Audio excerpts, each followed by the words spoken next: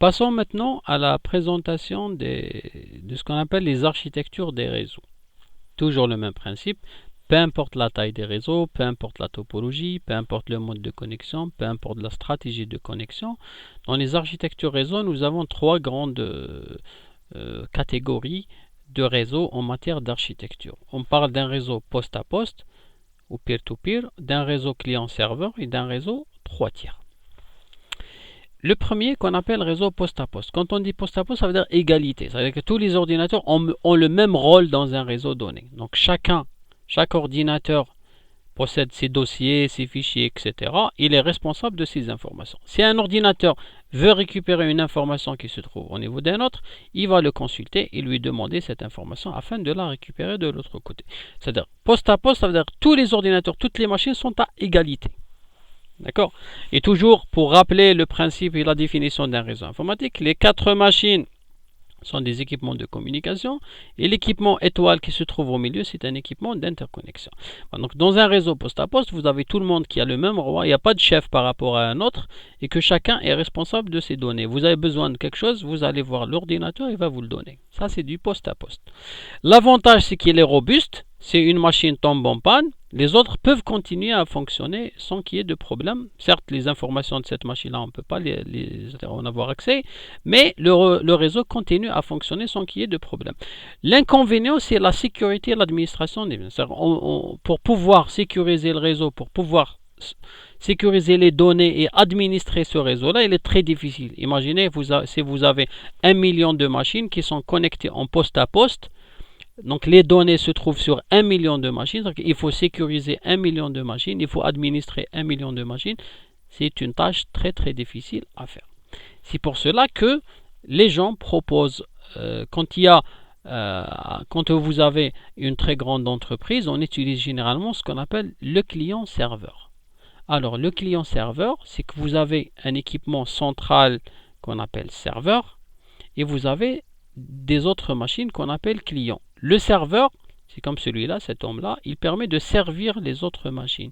Donc les autres machines qu'on appelle clients, donc ils demandent quelque chose sous forme d'une requête et ils reçoivent une réponse. Vous demandez, vous avez une réponse. Demandez une réponse. Donc un serveur, ça ressemble un peu à un serveur dans un restaurant, etc.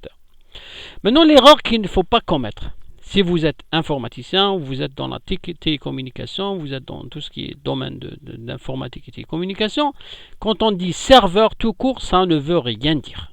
On ne dit pas serveur tout court. On dit serveur de quoi? Même dans la vraie vie, vous avez quelqu'un qui est serveur, on dit il sert quoi? C'est un serveur de plat dans un restaurant, c'est un serveur de café, c'est un serveur de pizza, c'est un serveur de carburant. C'est une erreur de dire ça c'est un serveur. Il faut dire serveur de quoi. D'accord? C'est pour cela qu'aujourd'hui, si vous voyez dans les très très grandes entreprises, par exemple celle-ci sur la photo là, elle contient plusieurs serveurs. Mais serveurs de quoi? Serveur web, HTTP, serveur de transfert de fichiers FTP, serveur d'envoi de messages mail SMTP, serveur de base de données. Il y a des milliers de serveurs un peu partout.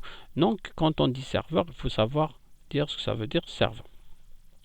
Maintenant, quand on parle d'un client-serveur, c'est que les données, les services se trouvent sur la machine serveur et vous avez plusieurs autres clients qui demandent quelque chose à ce serveur-là selon sa spécialité. Ils vous donnent des pages web, ils vous donnent des fichiers, ils vous donnent des emails, ils vous donnent quelque chose. L'avantage, c'est que la sécurité, on va sécuriser le serveur et ça suffit. Les autres machines sont des clients, ne contiennent pas des informations sensibles. C'est le serveur qui contient le plus grand nombre d'informations, quelle que soit la nature de l'information. C'est-à-dire que vous avez tout décentralisé. Le serveur, il a le tout. On sécurise le serveur, on sécurise tout. L'inconvénient, premièrement, le serveur est le maillon faible. Si le serveur tombe en panne, alors rien ne fonctionne. Deuxièmement, vous avez le serveur qui fait tout, donc il est tout le temps fatigué. Il est surchargé. Il fait beaucoup de choses. Troisièmement, dans certains cas, quand vous avez à faire une communication client-serveur, il faut installer un logiciel côté serveur et un logiciel côté client. Si vous avez un serveur et 1 million de machines, il faut installer un logiciel serveur et 1 million de logiciels sur les machines, ce qui est une tâche très très difficile à faire, surtout si elle est faite manuellement par un administrateur réseau. C'est pour cela qu'une troisième famille d'architecture a été proposée, c'est ce qu'on appelle l'architecture 3 tiers. C'est aujourd'hui l'architecture web. C'est ce que vous utilisez aujourd'hui avec votre navigateur sur Internet ou sur un réseau local web. Là, nous avons, pourquoi on appelle 3 tiers? Parce qu'il y a 3 niveaux. Niveau 1, niveau 2, niveau 3. Donc le serveur qui faisait tout dans l'architecture client-serveur, on l'a soulagé un peu en le découpant en 2 autres serveurs. Niveau 1, c'est toujours le client, rien n'a été changé. Par contre, il y a une petite modification que je vais vous préciser tout à l'heure. Le serveur qui faisait tout, on l'a découpé en 2 autres serveurs. Un autre serveur qui fait les calculs et un autre serveur qui fait le stockage. Alors, on résume.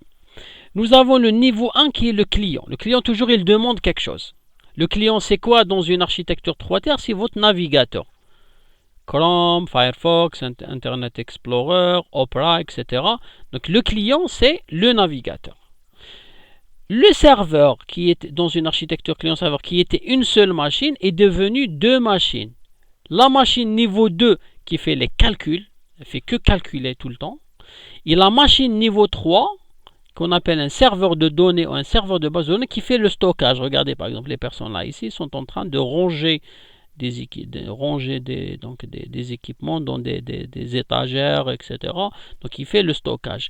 Le serveur qui faisait tout dans une architecture client-serveur, on l'a soulagé par mettre un serveur à part qui fait les calculs et un serveur à part qui fait le stockage. C'est pour ça qu'on l'appelle 3 tiers, 3 niveaux. Niveau 1, niveau 2, niveau 3. Par exemple, quand vous vous connectez sur Facebook, quand vous, sur votre machine avec votre navigateur, vous êtes le client.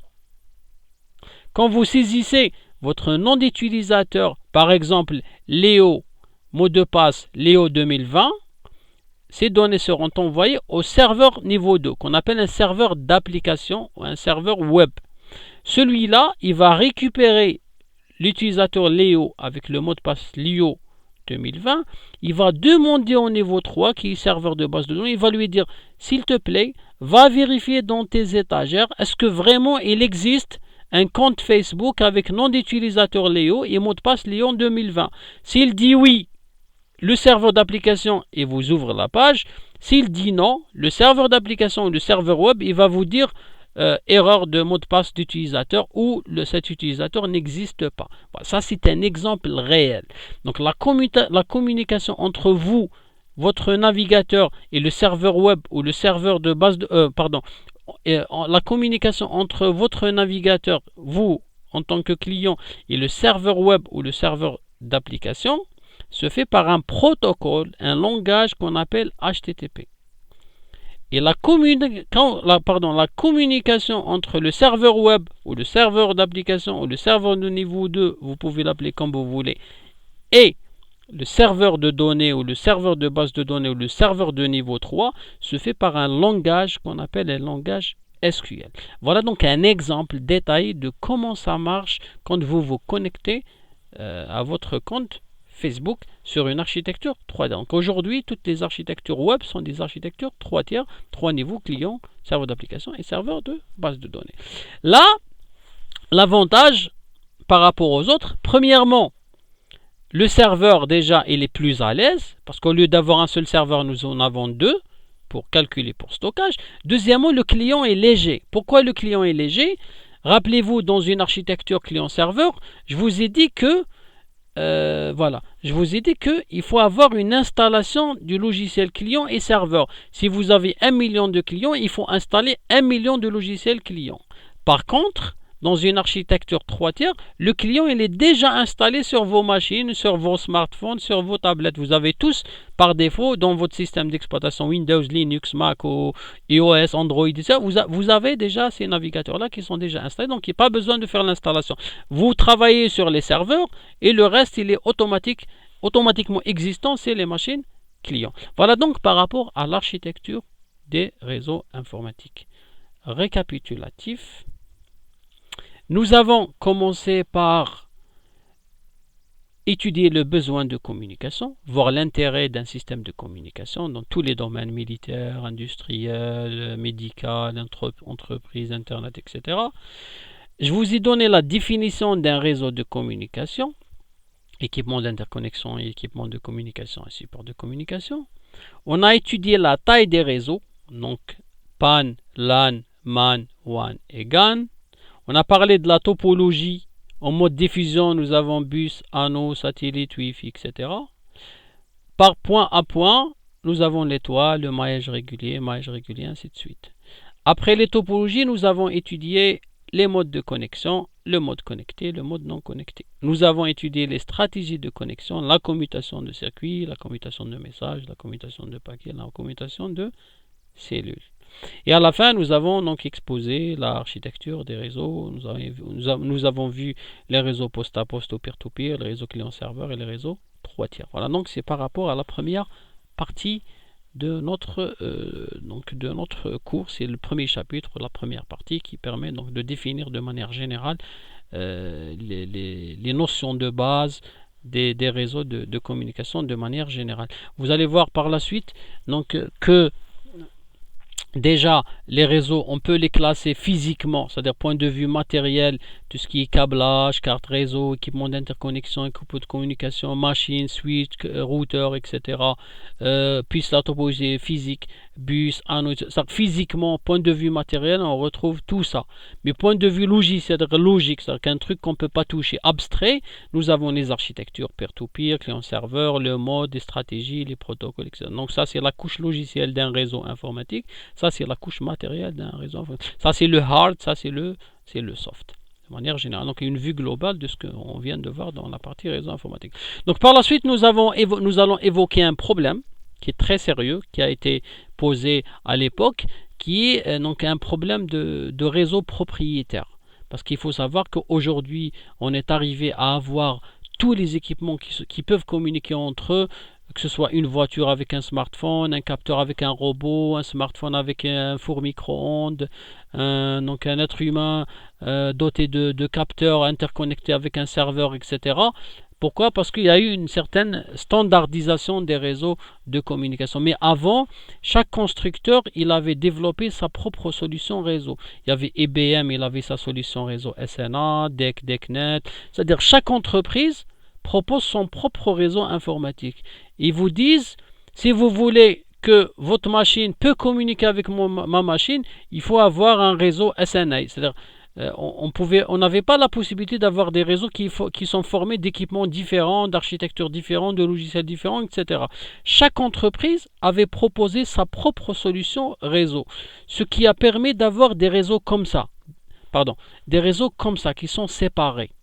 Voilà. Des réseaux séparés, un réseau Microsoft, un réseau IBM, un réseau DEC, un réseau, etc. Donc, il n'y avait pas la possibilité de faire communiquer ces réseaux pour construire ce qu'on a aujourd'hui appelé Internet. D'accord? Qu'est-ce qui a permis d'avoir aujourd'hui Internet? C'est un modèle de communication qui a été proposé par ISO. ISO, c'est une organisation mondiale qui permet de standardiser des produits quelconques, qui a proposé un modèle qui est appelé OSI. Alors le modèle OSI, c'est un modèle de communication qui a obligé tout le monde à respecter un certain nombre de règles afin de construire ce qu'on a aujourd'hui, un réseau universel qui permet à tout le monde de rentrer en communication sans qu'il y ait de conflit entre les équipements, entre les logiciels, entre les systèmes d'exploitation, entre les supports de communication et ainsi de suite. Vous allez voir à travers la présentation du modèle la prochaine fois que le modèle OSI est représenté en 7 couches. Chaque couche assure un rôle bien particulier, s'intéresse à une problématique particulière. Bon, là, je vous recommande vraiment de bien suivre la partie modèle OSI parce que si vous maîtrisez le modèle OSI, vous allez très bien comprendre le réseau. Sinon, vous allez toujours avoir des lacunes. Même en enseignement, d'habitude, l'enseignement du modèle OSI il est un peu difficile à faire. On va essayer de le simplifier au maximum. Comme ça, vous allez bien maîtriser le modèle OSI et la suite sera vraiment facile pour vous par la suite. Voilà, je vous remercie.